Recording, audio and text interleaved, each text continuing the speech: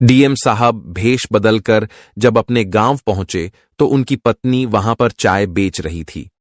क्या है इस घटना के पीछे का रहस्य, जिसे सुनकर आपके पैरों तले भी जमीन खिसक जाएगी, जिसकी शुरुआत होती है। वीडियो को पूरा देखने के बाद अपने विचार हमें कमेंट बॉक्स में जरूर बताएं। दोस्तों, ये कहानी शुरू होती है बिहार के एक छोटे से गांव से। यहां पर रहने वाले कमलेश साहू बचपन से ही बहुत गरीबी में पले बढ़े थे। उनके पिता प्रदीप साहू मध्यम वर्गीय किसान थे और खेतीबाड़ी करके मजदूरी करके अपने परिवार का पालन पोषण कर रहे थे। उनका एक सपना था कि उनका बेटा कमलेश साहू बड़ा होकर एक कलेक्टर बने, ताकि समाज ने आज तक जो सम्मान उन्हें नहीं दिया वह सम्मान को प्राप्त कर सके। जिस वजह से पैसों की तंगी होने के कारण भी उन्होंने कभी कमलेश की पढ़ाई में कोई कमी नहीं रखी। वे जैसे तैसे कर्ज लेकर उसे पढ़ाया करते थे, क्योंकि वह उसे एक बड़ा आदमी बनाना चाहते थे। कमलेश भी अपने सपनों को पूरा करना चाहता था, क्योंकि जिंदगी में उसने बहुत दुख देखा था। वह समझ चुका था कि इन सभी दुखों से अगर बाहर निकलना है तो एक बड़ा ऑफिसर बनना होगा, जहां पर मेरे पास गाड़ी होगी, बंगला होगा और अच्छी खासी पावर होगी, जिससे मैं पिताजी को इस पूरे गांव में सम्मान दिला सकता हूं। लेकिन कहते हैं ना, अक्सर जब हम बड़े होते हैं तो जवानी के जोश में कोई अपना ध्यान भटका लेता है, तो कोई अपने सपनों को पूरा करने के लिए इस ओर ध्यान नहीं देता। लेकिन यहां पर कमलेश से एक बहुत बड़ी गलती होगी। उसके पिताजी प्रदीप साहू ने उसे कॉलेज पूरा करने के लिए गांव के एक नजदीक शहर में भेजा। कमलेश शुरू में बहुत अच्छी पढ़ाई लिखाई कर रहा था, लेकिन एक दिन कमलेश की मुलाकात पूजा से हुई। पूजा एक बहुत ऊंचे घराने की लड़की थी, बहुत पैसे वाले परिवार की लड़की थी। पूजा और कमलेश का कोई मेल नहीं था। एक अमीर परिवार से थी और एक गरीब परिवार से, लेकिन फिर भी जो विधि का विधान होता है वह तो होकर ही रहता है। कमलेश और पूजा के बीच में बातचीत शुरू हुई और समय के साथ इस बातचीत ने नजदीकियों का रूप ले लिया। 2 से 3 सप्ताह बाद कमलेश और पूजा को एक दूसरे से प्यार हो गया। कमलेश हमेशा पूजा को समझाया करता था कि हम बहुत गरीब परिवार से हैं, हमारा मिलन नहीं हो सकता। तुम मुझे पाने के ख्वाब देखना छोड़ दो, तुम्हारे लिए तो कोई राजकुमार इंतजार कर रहा होगा। तुम मेरी झोपड़ी में आकर अपना जीवन क्यों बर्बाद करना चाहती हो? लेकिन पूजा का कहना था कि मैंने तुम्हारे पैसों से नहीं, तुमसे प्यार किया है। चाहे तुम मुझे 2 वक्त की रोटी खिला पाओ या ना खिला पाओ, लेकिन मैं तुम्हारे साथ ही खुश रह सकती हूं। जिसके बाद पूजा ने कमलेश के बारे में अपने घर पर बताया, जिसके बाद उसे क्रूरता की एक ऐसी घटना शुरू हुई जिसे सुनकर आपकी आंखों में भी आंसू आ जाएंगे। पूजा ने जब अपने घर पर यह सब प्रेम का मामला बताया तो उसके घर वाले क्रोधित हो गए, क्योंकि कमलेश एक छोटे से गांव का लड़का था और वह मध्यम वर्गीय परिवार से था, गरीब घर से था, तो उन्हें यह रिश्ता बिल्कुल भी मंजूर नहीं था। वह किसी भी सूरत में इस रिश्ते को तोड़ना चाहते थे। जब पूजा ने यह बात कमलेश को बताई कि मेरे घर वाले नहीं मान रहे हैं और कि किसी भी सूरत में नहीं मानेंगे, तो दोनों ने भागकर शादी करने का फैसला लिया। लेकिन उन्हें इस बात का अंदाजा नहीं था कि वह बहुत बड़ी गलती करने जा रहे हैं। जैसे तैसे कमलेश और पूजा ने भागकर शादी तो कर ली, लेकिन इधर कमलेश के परिवार पर मुसीबत का पहाड़ टूट गया, क्योंकि उनकी बेटी को एक गरीब घर का लड़का कमलेश उठाकर ले गया था, जो छोटी जाति का था। तो पूरे समाज में उनका बहुत बड़ा अपमान हुआ, जिसके बाद उन्होंने कमलेश के घर वालों को प्रताड़ित करना शुरू कर दिया। वे चाहते थे किसी भी सूरत में उनकी बेटी पूजा का पता लगे, जिसके लिए वह कमलेश के पिता को टॉर्चर कर रहे थे। लेकिन उनका एक ही कहना था, हमें नहीं पता कमलेश और पूजा कहां गए हैं।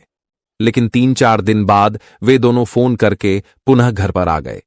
लेकिन उसके बाद जो हुआ सुनकर आपके भी होश उड़ जाएंगे, क्योंकि अपने घर वालों के दबाव में आकर पूजा ने पुलिस के सामने यह बयान दिया कि कमलेश तो उसे जबरदस्ती लेकर गया था, वह तो उससे प्यार ही नहीं करती। ऐसा बयान प्राप्त होने के बाद उल्टा कमलेश के ऊपर एक बहुत बड़ा केस बन गया और उसे हवालात में डाल दिया गया। वास्तविकता में पूजा कमलेश से बहुत प्रेम करती थी, लेकिन उसके घर वालों ने आत्महत्या की धमकी दी थी, जिस वजह से उसे ऐसा कदम उठाना पड़ा। जिसके बाद अपहरण का केस लगाकर कमलेश को जेल में डाल दिया गया और इधर पूजा को जबरदस्ती धमकी देकर दूसरी शादी करवा दी गई।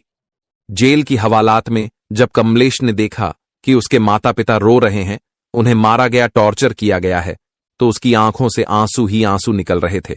अब उसे प्रेम में जो धोखा मिला था, जिसके बाद कमलेश को प्रेम शब्द से भी नफरत हो गई थी। वह जान चुका था कि उसने जिंदगी की कितनी बड़ी भूल की है। पिताजी मुझे कलेक्टर बनता देखना चाहते थे, लेकिन मैंने उनकी सारी उम्मीदों पर पानी फेर दिया। जो मैंने करके दिखाया है वह वास्तव में बहुत शर्मनाक घटना है, लेकिन अब मैं चुप नहीं बैठूंगा। अब मैं एक ऐसा मुकाम हासिल करूंगा जिसके बाद जिन लोगों ने मेरे पिताजी का अपमान किया है वह उनके सामने सर झुकाएंगे। तकरीबन 3 माह तक जेल में बंद में रहने के बाद कमलेश बाहर आया, जहां उसे पता चला पूजा ने तो शादी कर ली है और वह अपने संसार में बहुत खुश है। इधर कमलेश को प्रेम पर से विश्वास उठ चुका था। कमलेश हर हाल में बदला लेना चाहता था। पूजा के घर वालों को यह बताना चाहता था कि उन्होंने उसे छोटा समझकर बहुत बड़ी गलती की है। वह जाति से या पैसों से छोटा भले हो सकता है, लेकिन अभी भी उसके पास एक मौका था कि वह पावर हासिल कर सके, बड़ी गाड़ी हासिल कर सके, और यह सब तभी हो सकता था जब कमलेश एक बड़ा ऑफिसर बन जाता, बड़ा कलेक्टर बन जाता, जिसके बाद कमलेश अपने माता पिता को यह भरोसा दिया कि मुझसे बहुत बड़ी गलती हुई है, लेकिन अब मैं अपनी गलती को सुधारना चाहता हूं, इसलिए मैं दिल्ली जा रहा हूं। दिल्ली में ही मैं पढ़ाई करूंगा, यूपीएसएससी की तैयारी करूंगा और आपका बचपन का सपना पूरा करके दिखाऊंगा। मैं कलेक्टर बनकर ही वापस इस गांव में लौटूंगा। आप मेरी चिंता मत करना। आपका खोया हुआ सम्मान मैं किसी भी सूरत में आपको वापस दिलाकर रहूंगा। ऐसा प्रण लेकर कमलेश दिल्ली के लिए रवाना हो गया। वह हर हाल में कुछ बड़ा करके दिखाना चाहता था, लेकिन जब कमलेश दिल्ली पहुंचा तो उसके सामने धर्म संकट की स्थिति बन गई, क्योंकि दिल्ली में हर गली में एक कोचिंग संस्थान खुला हुआ था और हर कोचिंग संस्थान यूपीएसएससी की तैयारी करवा रहा था। जो बच्चे 45 साल की तैयारी कर चुके थे और कंपटीशन एग्जाम नहीं निकाल पाए थे, वे लोग अब यूपीएसएससी पढ़ाने वाले शिक्षक बन चुके थे। ऐसे में क्या सही है और क्या गलत, क्या नकली है, क्या फरेबी और क्या सच, यह सामने आना बहुत मुश्किल था। तब कमलेश की मुलाकात फिर एक लड़की से हुई जिसका नाम अंजलि था। अंजलि उस समय एक कोचिंग संस्थापक की बेटी थी, जो रवि को अपने पिताजी के कोचिंग संस्थान लेकर गई। उसने कमलेश की काबिलियत को पहचाना था। वह समझ चुकी थी कि यह जिंदगी में कुछ कर सकता है। उसने कमलेश को अपने पिताजी से मिलवाया और एक स्कॉलरशिप टेस्ट की बात करी, जिसमें कमलेश ने बहुत अच्छे अंक हासिल किए, जिसके बाद कमलेश को कोचिंग संस्थान में स्कॉलरशिप के दम पर एडमिशन मिल गया। इधर पूजा की पसंद से शादी ना होने के कारण उसके नए पति रमेश के साथ आए दिन उसका लड़ाई झगड़ा हुआ करता था। अपने माता पिता की खुशी के लिए उसने शादी तो कर ली थी, लेकिन वह बिल्कुल भी खुश नहीं थी, क्योंकि वह हर हाल में कमलेश को ही अपना पहला प्यार मानती थी, लेकिन फिर भी जैसे तैसे अपने ससुराल में जीवन बसर कर रही थी। लेकिन एक दिन कुछ ऐसा हुआ जिसने इंसानियत की सारी हदें पार कर दी।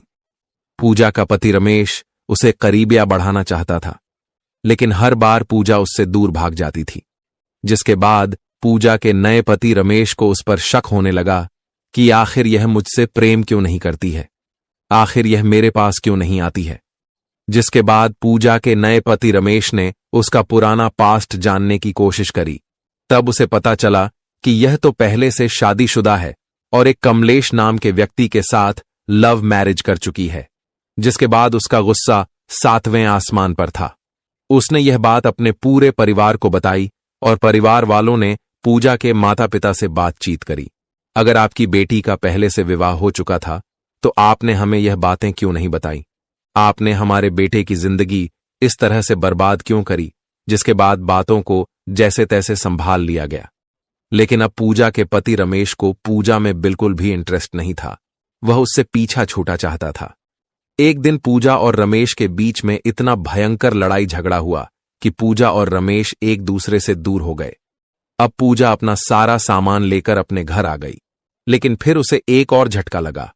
पूजा के माता पिता ने भी उसे स्वीकार करने से मना कर दिया। उनका कहना था, तुम्हारे बुरे कर्म ही तुम्हारी दुर्गति लेकर आए हैं।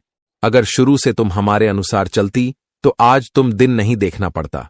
अब ना तो हम तुम्हें बेटी के रूप में स्वीकार करते हैं और ना ही कोई दूसरा इंसान तुम्हें यहां अपनाने को तैयार होगा।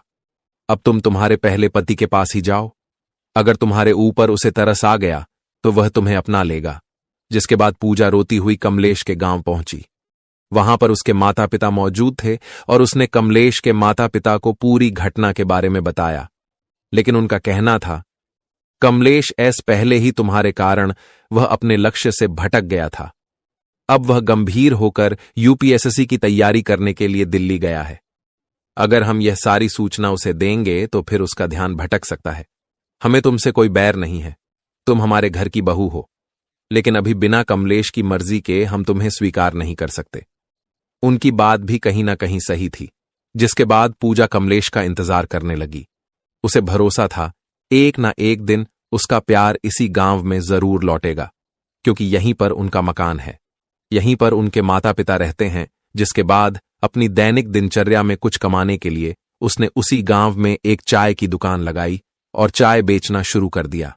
गांव के सभी लोग उस पर हंसा करते थे, क्योंकि वह एक बहुत बड़े घराने की लड़की थी और एक छोटे से गांव में चाय बेच रही थी। लेकिन यह एक महिला की आत्मनिर्भरता थी। वह चाहती तो पैरों में गिरकर क्षमा मांगकर कैसे भी जीवन बसर कर सकती थी। लेकिन पूजा को अपना आत्मसम्मान प्यारा था, उसे अपना प्यार प्यारा था। उसने कमलेश का इंतजार किया और उसी गांव में चाय बेचने का काम किया। समय के साथ उसकी दुकान बहुत अच्छी चल रही थी और वहीं किराए का मकान लेकर अकेली ही पूजा अपना जीवन यापन कर रही थी। जहां वह राजमहल में रहा करती थी, अब एक छोटे से किराए के मकान में रहती थी। लेकिन इंतजार था कि एक दिन कमलेश जरूर लौटेगा। इधर कमलेश दिल लगाकर यूपीएससी की पढ़ाई कर रहा था। उसके सामने कोई भटकाव नहीं था। उसकी जिंदगी का एक ही लक्ष्य था, पूजा के माता पिता से बदला लेना। लेकिन उसे इस बात का अंदाजा नहीं था कि प्रकृति पहले ही उनके साथ अन्याय कर चुकी है और पूजा को भी उसके बयान पलटने का बहुत बुरा परिणाम मिल रहा है। लेकिन इधर जब यूपीएससी का रिजल्ट आया तो पूरे देश भर में कमलेश ने एक बहुत अच्छी रैंक हासिल करी और उसे कलेक्टर के पद से सम्मानित किया गया। वास्तव में यह कमलेश की और उसके पिताजी की बहुत बड़ी जीत थी, क्योंकि वह बचपन से उसे कलेक्टर बनने का सपना देख रहे थे और इसी सपने को पूरा करने के लिए उन्होंने भले कर्ज ले लिया, लेकिन कभी भी अपने बेटे को हारने नहीं दिया। जब कमलेश से गलती हुई, वह प्यार के जाल में फंस गया, तो उन्होंने तब भी उसका साथ नहीं छोड़ा, क्योंकि वह अपने बेटे की काबिलियत को जानते थे। उन्होंने कमलेश को दिल्ली भेजा और उसी का परिणाम था कि आज वह एक कलेक्टर बन चुका था। यह खबर जब चारों ओर फैली तो सबके होश उड़ गए। एक छोटे से गांव का गरीब घर का लड़का आज कलेक्टर बन चुका था। उसके पास बड़ी गाड़ी थी, सरकारी आवास था, पावर थी, सब लोग उसे सलाम कर रहे थे। यह नजारा देखकर कमलेश के पिताजी की आंखें भर आईं। जब वह उससे शहर में मिलने गए तो पूजा के साथ हुए पूरे घटनाक्रम के बारे में बताया कि किस प्रकार वह हमारे घर आई थी। उसे अपनी गलती का एहसास है। उसका पूर्व पति रमेश उसे छोड़ चुका है। अब तुम ही उसकी आखिरी उम्मीद हो। वह अपने ही गांव में आपकी 2 सालों से चाय की दुकान पर चाय बेच रही है। वे सच में तुमसे बहुत प्यार करती हैं और तुम्हारा इंतजार कर रही है।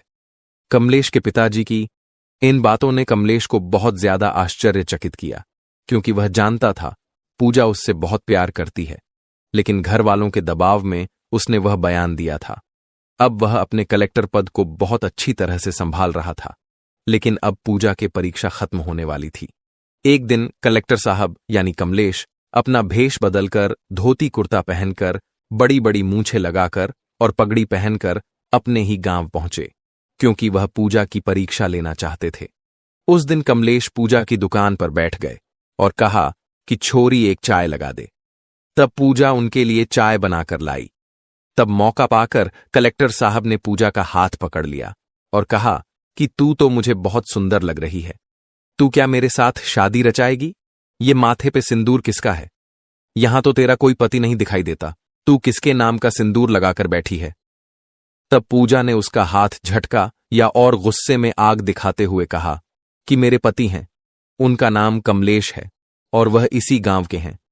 कलेक्टर बनकर लौटेंगे तो तुम्हें तुम्हारी औकात दिखाएंगे। यह जवाब सुनकर कलेक्टर साहब की आंखें भर आईं। उन्होंने अपने चेहरे पर से मूंछ हटाई, पगड़ी हटाई और जब पूजा ने देखा तो यह कोई और नहीं बल्कि मेरे कमलेश हैं, तो वह फूट फूट कर रोने लगी। क्योंकि कलेक्टर साहब उसकी परीक्षा लेने आए थे। उसे सच्चाई मालूम पड़ चुकी थी। कमलेश भी जान चुका था कि पूजा अपने रिश्तों में बहुत ईमानदार है और उसे कभी धोखा नहीं देगी। चाहे समाज उसे ठुकरा चुका था, लेकिन कमलेश ने उसे अपनाया, उसे सम्मान के साथ फिर से अपने घर लाया और अपने प्यार पर भरोसा करके उसे अपने माता पिता से भी आशीर्वाद दिलाया। चाहे पहले उसकी शादी हो चुकी थी, लेकिन एक बार भी वह अपने पति रमेश के करीब नहीं गई थी, क्योंकि उसने वह शादी केवल अपने माता पिता की खुशी के लिए की थी। यहां पूजा की कोई गलती नहीं थी।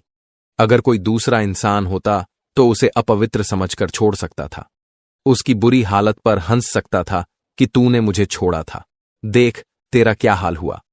लेकिन कमलेश के अच्छे संस्कारों ने कभी भी उसे ऐसा करने की परमिशन नहीं दी। उसके माता पिता ने उसे भले ही गरीब स्थिति में रखा, लेकिन संस्कार और सोच बहुत अच्छी थी, जिसका परिणाम था कि फिर से विवाहित महिला को भी उसने अपनाया और उसे अपनी पत्नी बनाया। आज पूजा एक कलेक्टर की पत्नी के रूप में मौजूद थी, जिसको उसके माता पिता भी देखते थे तो बहुत गर्व महसूस करते थे। लेकिन वह अब पूजा के सामने सर झुकाकर रहते थे, क्योंकि बुरे समय में जहां उसके खुद के माता पिता ने उसे नहीं अपनाया, वहां पर पूजा ने उसका साथ दिया। यही सच्चे प्रेम की निशानी है। और आज की यह घटना हमें यही संकेत देती है दोस्तों, यह कहानी का उद्देश्य किसी को दुखी करना या किसी की भावनाओं को ठेस पहुंचाना नहीं है। हमारा उद्देश्य आपको जागरूक और सतर्क बनाना है, ताकि आप इन कहानियों से सीखकर समाज में सकारात्मक बदलाव का हिस्सा बन सकें। दोस्तों, यह कहानी कोई साधारण कहानी नहीं थी। यह कहानी एक सत्य घटना पर आधारित थी। तो आपको यह घटना कैसी लगी? अगर आपको यह वीडियो पसंद आया हो तो कृपया इसे लाइक करें और कमेंट बॉक्स में जय श्री राम लिखें।